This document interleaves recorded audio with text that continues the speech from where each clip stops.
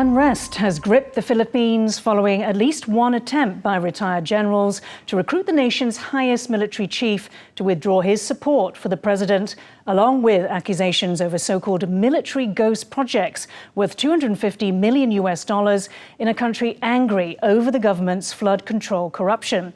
But is the destabilization now spreading to the Philippine Coast Guard? Former Army reservist Congressman Francisco Kiko Bazaga was delisted from the military after a Facebook post. He is now falsely claimed in a video, according to the Philippine Coast Guard. The Philippines has no future with the Philippine Coast Guard holding power in the military, and that Coast Guard actions in the West Philippine or South China Sea could, quote, cause World War III. Why is this happening now? Who or what are the forces behind it, and how will Manila restore the stability needed from within the Philippine armed forces to secure the country from outside threats? Hello and welcome to Taiwan Talks. I'm Ian Kavat. To discuss this and more, we're joined by Shen Mingshi, Institute for National Defense and Security Research Fellow, and Renato Cruz de Castro, National Junta University MOFA Taiwan Fellow. A very warm welcome back, both of you, to the show today. Philippine military chief Romeo Brawner Jr has revealed last month he spoke to but rejected a group of 8 retired generals and colonels led by retired Air Force Major General Romeo Brawner, who urged him to withdraw support for President Ferdinand Marcos Jr and back Vice President Sara Duterte-Carpio. It came on the eve of nationwide protests over the $33 billion flood control corruption scandal. Renato, let me come to you first. So how do you read this sort of reputational attack by the congressman on the Philippine Coast Guard? Well, there are two views regarding this upstart congressman. On the one hand, he is seen as very close to the Duterte family. He came from a political family in southern Luzon, very prominent. He's the only one who is, of course, pro-Duterte. The rest actually supported Vice President Ferdinand then. So there's an allegation that he might be linked to the Duterte. On the other hand, there's a perception that he's simply a nutcase.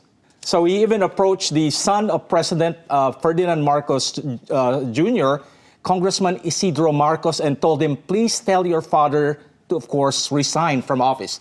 Telling, of course, the president to resign by a mere congressman from southern Luzon. When you look at the bigger picture, as we set out, which is, you know, the so-called 15 billion pesos of military ghost projects, also, you know, all of this hyping up about military pensions. Is this not part of a bigger sort of gray zone warfare? Maybe there is. I'm not discounting that possibility, but Barsaga probably is a loose cannon. So first of all, his allegations saying that the Coast Guard is part of the Armed Forces of the Philippines, which is not the case. The Coast Guard is separate from the Armed Forces of the Philippines. You know, the Coast Guard has a different function than, of course, the Armed Forces of the Philippines, and he simply could not present any proof that there's such a thing as a 15 billion peso ghost project that, of course, has been constructed by the Armed Forces of the Philippines. But moving away from Bazaga, looking at the bigger picture. Of course, you have the retired generals. One is an Air Force general. Then, of course, you have a Marine general. I think he's a Major General, De Leon. So they're very active in terms of inciting the rank and file of the armed forces. And of course, you have the children, the Duterte children, who are very active in criticizing General Brawner. Like, for example, Congressman Paulo Duterte, who told Brawner that you're simply a tool of the CIA because you allowed the U.S. Army to bring in the Typhoon missile system. He simply does not know what he's talking about. The CIA has nothing to do with the deployment of those missiles. But yet, you know, again, they're a sort of loose cannon attacking the integrity of no less than General Brawner. And so, Dr. Shen, you know, a coup hasn't happened, but how serious, you know, is this constant reports of soft coups, attacks against the military? How serious is this for the Philippines, for the armed forces? I think that this time in Philippines, a retired general organized or argued that the government had corruption or some secret project. Yes, maybe it's a soft coup, but we need to check his intent, his object. I think because he's not encourage many active general or soldier to overthrow the government. So it's not a real or regular coup, but I think it's a political competition. And then try to use a so-called cognitive warfare, try to lack image of the Marcos Jr. government destroyed. So I think this is coup, but this is very important is during the election campaign, you have a propaganda unit, you need to take these new issues to clarify what is true, what is not true. So this is very important. But I think, yes, you can use a mild coup or soft coup, but not a real coup. Right, and so the effect, what you're saying is it sows divisions, it destabilizes society, weakens support for the government, that kind of thing. Yes. Yeah, okay. Now, Navy spokesman Roy Vincent Trinidad has said the same, quote, disinformation and malign influence used by the Chinese Communist Party to promote its disputed 9-dash line and other illegal claims are being deployed to sow division among the military. He says, quote, in the domestic scene, the same tool is used by persons or groups who wish to discredit the AFP and to erode social cohesion, which is what we were talking about, Renato. So what sort of evidence do we have that China might be behind this? Well, we don't have a smoking gun evidence, but we could look at it in terms of how will this, discord or destabilization in the armed forces of the Philippines would actually serve Chinese interests. Number one, of course, is the fact that the armed forces of the Philippines is a bastion of what I would call China skeptic school. The armed forces basically prevented former President Rodrigo Duterte from effecting its appeasement policy towards China during his 6-year term. So the armed forces basically provided stability in terms of ensuring that, the Philippines maintains its position as, a U.S. treaty ally of the United States and maintaining, of course, the rules-based international order. Second, of course, the armed forces of the Philippines at this point in time is shifting away from internal security to external defense. The armed forces is very crucial, in fact, of convincing President Marcos to open those 4 enhanced defense cooperation sites in Luzon. And of course, you have to remember what General Brawner mentioned. In a way, the armed forces of the Philippines, as it looks outside, is not only looking at the South China Sea, it's looking at possible contingency across the Luzon Strait, and I'm talking about Taiwan. So, of course, China has all the means, the money, the influence. You have, of course, the Duterte. So although we don't have the smoking gun evidence, China would surely benefit in a destabilized and fragmented armed forces of the Philippines. Right, so the motive is established. Dr. Shen, Renato just answered my next question, which is going to be, does this relate to Taiwan? So if you could say whether you agree with that. And my other question is, so is this evidence, therefore, that Manila is succeeding, its troop arrangements with other liberal democracies around the world, the prepositioning of these weapon systems, closer cooperation with the US? Yes, we mentioned about that this fake news or that disinformation. We can check who will be benefit from this issue. And Renato said that China also, of course, and why China take this intervention way is because that recently the Philippines and United States cooperation, very close cooperation in South China Sea, and then recently that Japan premier also mentioned about that Japan cooperation with the Philippines. So this is very important, and then China also will be influenced about this cross-tie or cooperation. So China will attack any chance, try to divide it, the relation between United States and Philippines or Philippines and Japan, of course, Taiwan, because we already know that Taiwan and Philippines already have some Coast Guard cooperation or security cooperation. So for China, they try to destroy this very close tie. So very quickly, Renato, can we look at this perhaps in the sense of a proxy war? I mean, China, if it's China, possibly trying to destabilize internally within the Philippines? I don't think it's a proxy, it's direct. China, of course, has direct influence in the Philippines.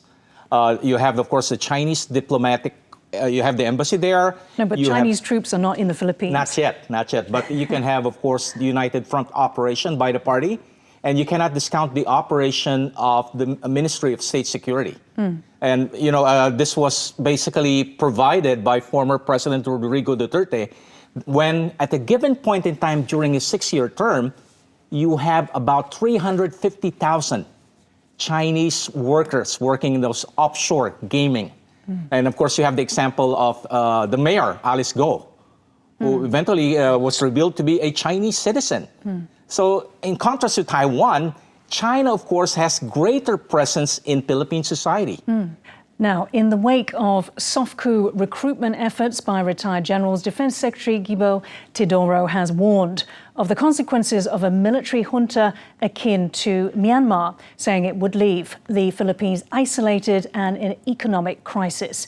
Some observers say that a similar template was used in 2001, when then Military Chief General Angelo Reyes was persuaded to withdraw his support for President Joseph Estrada, leading to his ouster and Gloria Macapagal Arroyo's inauguration. But Romeo Brawner has also said the military's long memory of past military uprisings in the 1980s and 1990s have made today's armed forces more resistant to political adventurism.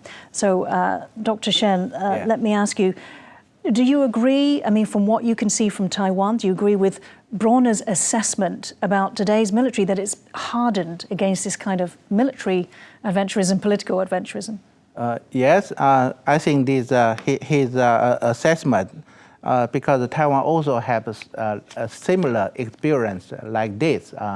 We know that when President Chen Shui-bian era in Taiwan, we also have the soft coup, because some retired general try to influence active general to resign and for the president, Chen Shui-bian, to change his policy and not move to the Taiwan independent. But we know during that time, our Chief of General Staff, Tang, also leave his job because he said he is sick, is not comfortable, and resign. And then also forced President Chen Shui-bian to face this very serious situation. But I will mention that Taiwan, the democratic development is very good, because some soldier or small soldier take this action will not affect that Taiwan democracy, because many Taiwan people already know that the importance of the democracy. And most of the military officer is a professional officer. They know they are not your ideology. They are not your pro-China or pro-Green, pro-Taiwan thinking. It's because of military nationalization. So military cannot intervene in the political development or democratic development. And Renato, this is exactly what Romeo Brawner has said about the Philippines, isn't it? They are apolitical, they are loyal to the Constitution. Do you think that, the democratic norms are fully entrenched and that they are immune to this kind of thing happening? I would look at it in terms of the process. Of course, when you go back to what happened in 2001 during what was called then the sort of withdrawal to support, you have to factor in the armed forces of the Philippines really has always been seen as sort of interventionist, coup-prone, primarily because of its focus on internal security. That has been the case for a very long period of time. Of course, dramatic changes had happened recently. The fact that the armed forces now is gearing for external defense. So it's moving away from internal security. That's why it has to inculcate values of professionalism. And as a statement, an AP statement came out, we're more concerned with what's happening now in the South China Sea and what's happening, of course, in terms of the corruption. The orientation of the armed forces of the Philippines is geared towards external defense, which, of course, it looks at a bigger, greater power as the quintessential security threat to Philippine national security. You're talking about China there? And obviously, that's China, yes. So does the psychological scarring of, martial law in the Philippines, the coups, what does it contribute? Does it make the armed forces stronger? I think they have moved away from that paradigm. Again, we have to give credit to Secretary Gibo Teodoro and, of course, President Marcos. when he, in 2024, when Secretary Gibo Teodoro said, it's time for us to shift to external defense, we have the comprehensive archipelagic defense concept, President Marcos immediately agreed with him. We have to shift the orientation of the Philippines away from internal security to external defense. Hopefully, this would provide the armed forces of the Philippines a new paradigm in terms of how it looks at itself, how it looks at its relationship, of course, with the civil society and the Philippine government. Now, in news that broke on Monday, on Sunday, 2 U.S. Navy aircraft, a helicopter and a fighter jet, crashed into the South China Sea in an undisclosed location after taking off from the USS Nimitz aircraft carrier. Donald Trump said there was, quote, nothing to hide, and contaminated fuel could be the reason, but an investigation is underway. Dr. Shen, yes. What's your reading of this? It's quite unusual, isn't it? 2 aircraft from the same aircraft carrier within half an hour. You can check recent year, United States Navy fighter or helicopter crash very often.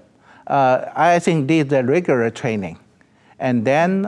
so you're saying it's quite normal? Yes, I think this is normal because although that the China media say is harassed by the China with the laser, but I don't believe that. I think it's a regular training and crash, and this time, because right now in South China Sea, China, Africa, Korea, Fujian also training in this area. So a little bit sensitive. But I think this is a regular training and a regular track. And then, but regular crash, and Trump also mentioned this, it means that this is very sensitive because right now Trump wants to talk with Xi Jinping and then need to clarify, they to make sure it's not accident by China military. So this is very important. Yeah. Right. Renato, I mean, what's your take on well, I'll what defer happened? to the former general as a professional military. I'm not in a position to give any comments regarding operational matter. He's in the best position to give a comment. Let's talk about then whether China has attempted to exploit this news in terms of perhaps some messaging, in terms of the reliability of the U.S., its posture in this region. Well, every now and then, if I read the China's Southern Post, Chinese would say we have a new weapon system. We have the capability to detect all American nuclear attack submarines. So in a way, China might basically sending the message, we have developed a weapon system that could basically paralyze the U.S. Navy and even, of course, the United States Air Force. We don't know. Again, this is part of Chinese statecraft, the use of active deception. And I could also remember an incident, was it in 2 or 3 years ago, when a U.S. nuclear attack submarine had a collision course with something in the South China Sea, and no details came out. And suddenly the Chinese were telling the United States Navy, you have to tell us the details regarding that incident, something that the United States Navy would, of course, never reveal publicly. Doctor, how long do these kinds of investigations take to complete in terms of looking into why 2 aircraft crashed? Is it a matter of days or weeks or months? It depends on United States Navy, but if there is a regular training, I think we're quickly. But if effort by the China harassment, maybe will stay a long time. Okay. Now, in September, the Taipei District Court jailed 4 former Democratic Progressive Party ruling party members for up to 10 years for spying for China, including passing on classified security information. The cases highlight China's continued efforts to infiltrate Taiwan's security apparatus, including through deep and long-term infiltration of the country's military. Meanwhile, the National Security Bureau reports Taiwan faces an average of 2.8 million hacking attempts per day, a 17% increase from 2024. The Bureau says China has intensified its cyber attacks and disinformation campaigns, aiming to weaken public trust in the government and exacerbate social divisions. Renato, you've been here now 7 months. When you compare the 2 approaches, between the Taiwan and the Philippines, both essentially seeing the same kinds of threats from and challenges from China. How do you think that these approaches differ? Well, number one, it's more sophisticated here in Taiwan.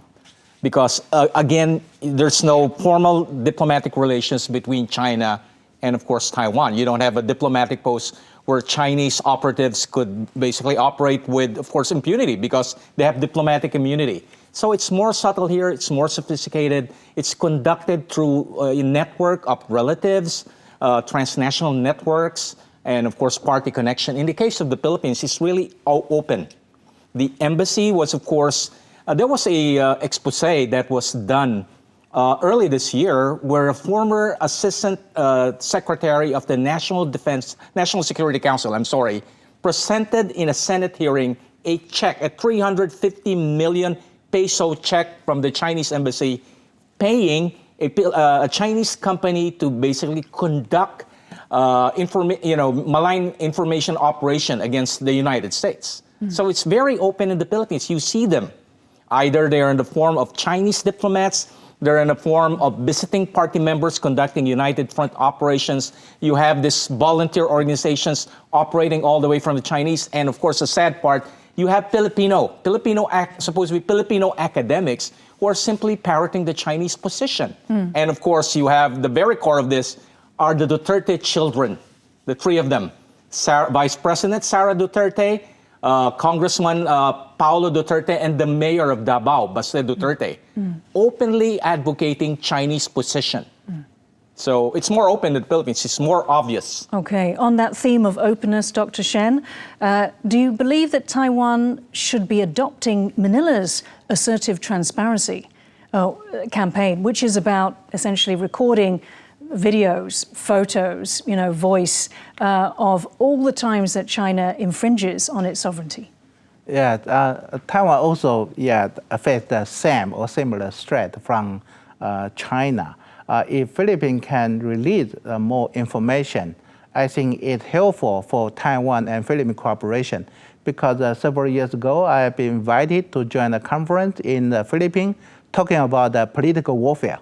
So right now, Philippines also want to learn more experience of Taiwan against China in propaganda or cognitive warfare.